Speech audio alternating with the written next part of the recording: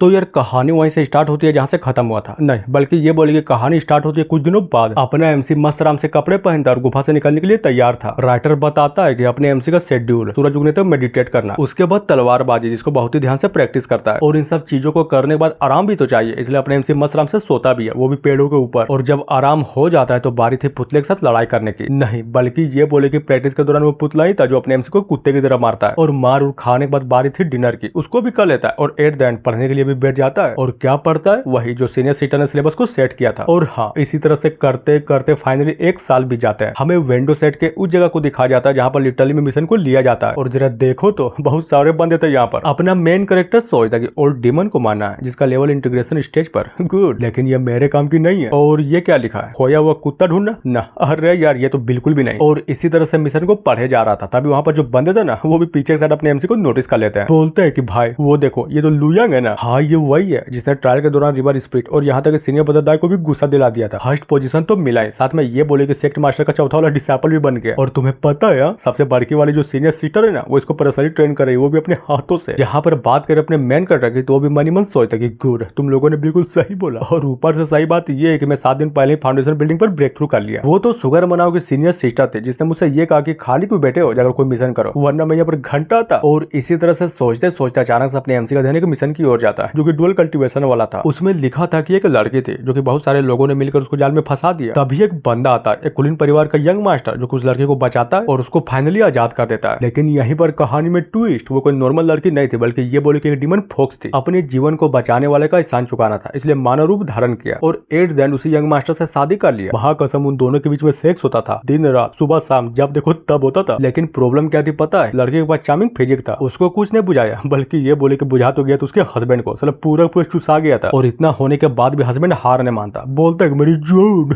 आओ गोप गोप गोप दूंगा। क्या वो चुसा गया तो जो मोटा होना चाहिए था वो तो है ना। लड़की खुश थी कि क्या सही में, तो ठीक है आ जाओ। और ये भी लिखा था कि विंडो सेट के इमोर्टल सीनियर्स जो भी मेरा हेल्प करेगा डुअल कल्टीवेशन करने में तो मैं उसको डुअल कल्टीवेशन वाला आर्ट सिखाऊंगी। मैं बस ये चाहता हूँ कि मैं अपनी चार्मिंग फिजिक को कंट्रोल कर सकूं ताकि इसके कारण मेरे पति को कोई भी चोट ना पहुंचे। तो समझ रहे हो ना क्या बोलने का मतलब है? इसलिए जो कोई भी मेरे मिशन को पूरा करेगा उसको रिवॉर्ड मिलेगा। एमसी सोचता कि माय गॉड ये मिशन तो साला पीला हो चुका है, यानी कि इस मिशन को बहुत दिनों से कोई भी नहीं उठाया। गजब, क्या करो सुन लू क्या? बेचारी डीमन बहुत मिन्नत कर रही है, अपने हस्बैंड को बचाना चाहती है, बस डुअल कल्टीवेशन ही तो करना है। और हाँ वो इतना सोच ही रहा था तभी अचानक से पीछे से कोई तो बोलता है कि भाई वो देखो अबे यार ये लुयांग का बच्चा तो साला डुअल कल्टीवेशन वाला मिशन चुनना चाहता है, क्या इसको शर्म नहीं आती? सेट मास्टर का डिसाइपल है, सोड स्पिरिचुअल रूट है और साला ये डुअल कल्टीवेशन सीखना चाहता है। दूसरा बोलता है रुको अभी उसने चुना नहीं है, पहले देखो वो सच्ची में चुनता भी है या फिर नहीं। तभी तीसरा, पर ये तो गलत है ना, यहाँ पर बहुत सारे मिशन है लेकिन ये बंदा उन सभी मिशनों को इग्नोर मारकर साला डुअल कल्टीवेशन वाला चुनना चाहता है। लड़की भी लाइक ये साला हरामी कमीना है, बहुत ही ज्यादा बलगर इंसान, तन का भूखा ये तन का। और ये चीज अपना मेन कैरेक्टर भी सुने जा रहा था, सोचता है कि भागो बीसी, ये लोग तो सच में मेरा नाम बदनाम कर दिया। मुझे तो लगा था कि इतनी इंटेंस ट्रेनिंग के बाद मैं किसी को ठोकूंगा, लेकिन ये लोग पूरा होने दे तब ना। और अचानक से आवाज आती कि ओ डुअल कल्टीवेशन आटा, ये मिशन अच्छा है मैं लूंगा इसे। और ये सुनकर अपना मेन कैरेक्टर भी रुक जाता कि है ये आवाज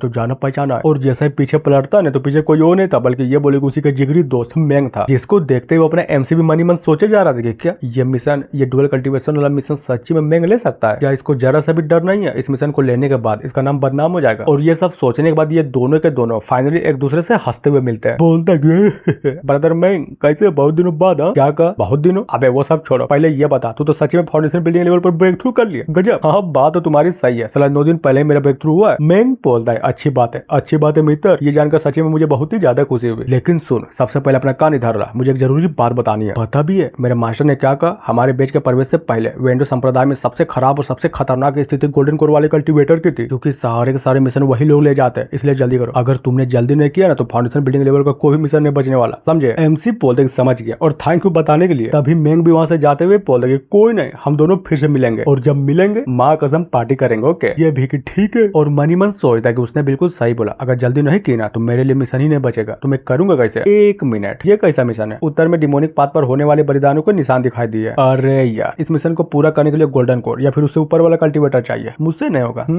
बहुत दिनों से खोया हुआ 2 पंख वाला टाइगर और इसका लेवल है मिड लेवल का नॉनसेंस कल्टीवेशन, गुड। और ये क्या, ये कैसी बक्स होती है? इसके लिए भी नॉनसेंस कल्टीवेटर? क्या हो रहा है? क्या सच्ची में मेरे लेवल का फाउंडेशन बिल्डिंग वाला कोई मिशन यहाँ पर नहीं है क्या? और वो इतना बोल ही रहा था तभी अचानक से उसका ध्यान कहीं तो जाता है, लिखा था long term mission cultivation art collect करना है। रही बात रिवॉर्ड की तो हाँ वो तुम्हारे परफॉर्मेंस को देख कर दिया जाएगा। और जरा ये देखो देखो नीचे में नोट करके क्या लिखा था। इस मिशन से अपने सीनियर सिस्टर यूनजी को दूर रहने के लिए बोला गया था, क्योंकि वो टैलेंटेड है, उसको कल्टीवेशन आर्ट खोजने की जरूरत नहीं पड़ती, बल्कि ये बोले वो खुद ही क्रिएट कर देती है। इसी चक्कर में उसको दूर रहने के लिए बोला गया था, समझे। कोई तो बोलता है कि भाई जब पिछला लॉन्ग टर्म वाला मिशन आता है ना, तो उसके नीचे सीनियर सिस्टर यूनजी का नाम जरूर होता है, जिसे सुनने के बाद अचानक अपने एमसी का ध्यान भी उसी मिशन की ओर जाता है। बताया जाता है कि बहुत लोग ऐसे थे जिसने छोटी मोटी सी कल्टीवेशन आर्ट को पाने के लिए अपनी जिंदगी रिस्क में लगा दी थी, लेकिन वहीं पर बात करें दूसरी ओर अपनी सीनियर सिस्टर यूनजी की, लिटरली में उनके शरीर में खरोच भी नहीं था और उसने बिना मेहनत के कल्टीवेशन आर्ट भी पा ली। भांडा तब फूटा जब सीनियर सिस्टर और मेहनत करने वाले बंदे, या फिर ये बोले कि अपने जान को रिस्क में रखने वाले बंदे ने एक रियल्म का नाम लिया। दोनों के तकनीकों को मिलाया गया और दूध का दूध और पानी का पानी हो गया। उसी टाइम पता चला कि सीनियर सिस्टर जो भी आर्ट लाती थे ना, वो कहीं मिलता नहीं था, बल्कि ये बोले कि उस आर्ट को क्रिएट करने वाली यही थी। बंदे बोलते लेकिन हाँ भाई, सीनियर सिस्टर ने अब तक जो भी कल्टीवेशन आर्ट बनाए ना, सीक्रेट ड्रीम से मिलने वाले कल्टीवेशन आर्टों से बहुत ही ज्यादा पावरफुल है। सेक्ट वालों ने उनका बनाया हुआ कल्टीवेशन आर्ट को बहुत सारे कल्टीवेशन आर्टों से कंपेयर किया, लेकिन वही बात अपने सीनियर सिस्टर के जैसी कोई नहीं। दूसरा बोलते कि आखिर होगी भी कैसे, हमारी सीनियर सिस्टर अनपैरेलल्ड टैलेंट वाली जो है, उम्र देखो, टैलेंट देखो, लगता है कि इन दोनों का कुछ संबंध है। जब से सेट लीडर सर्कुलेशन में गए हैं तो उनकी जगह यही तो सेट को बहुत ही अच्छे तरीके से संभाल रही है। बट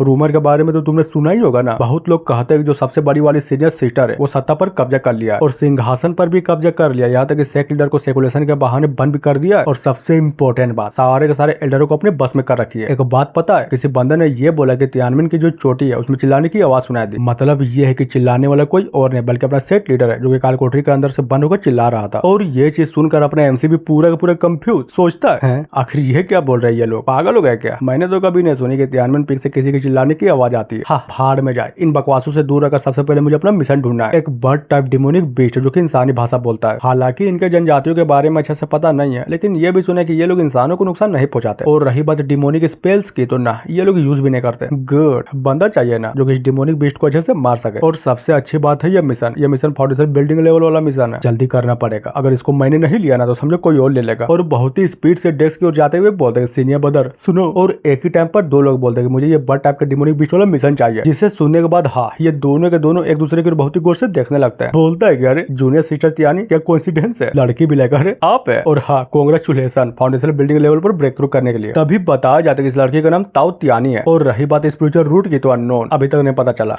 तो इतना बोलने के साथ ही एपिसोड यहीं पर खत्म होता है। तो मिलते हैं नेक्स्ट वीडियो में। So thank you.